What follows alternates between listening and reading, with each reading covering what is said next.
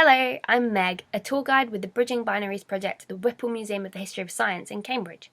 This video is part of the Museum Remix Unheard project. The object I've chosen is a pair of eyeglasses, or spectacles, likely handmade sometime between 1750 and 1800.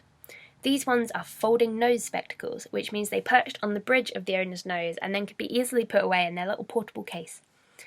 The museum has a large number of spectacles from Robert Stuart Whipple's original collection.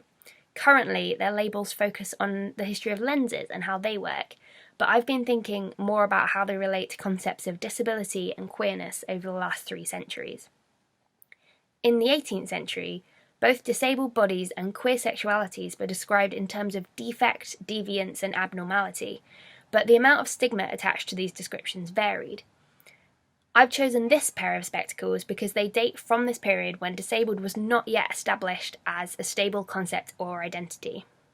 However, during the 19th century, with the rise of industrialisation and medicalisation, the idea of being disabled became increasingly stigmatised and defined in binary terms around someone's ability or inability to work.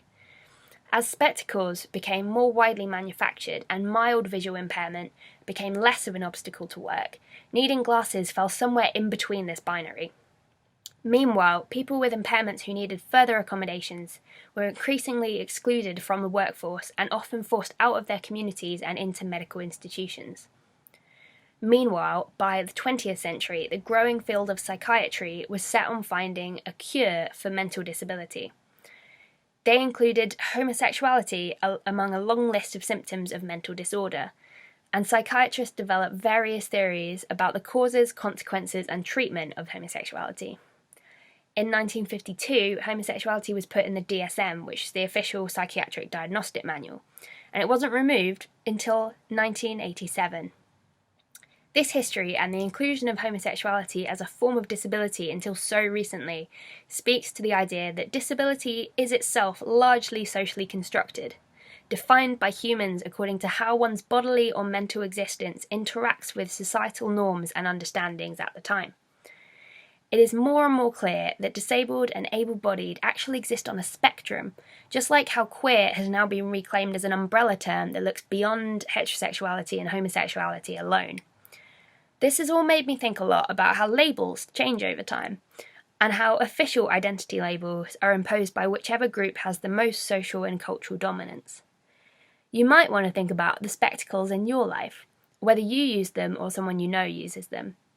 Do you think of them as a disability aid, as you would a wheelchair or a prosthetic limb?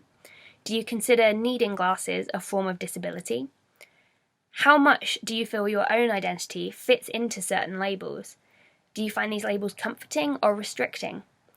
Who benefits from our identities being divided into binaries?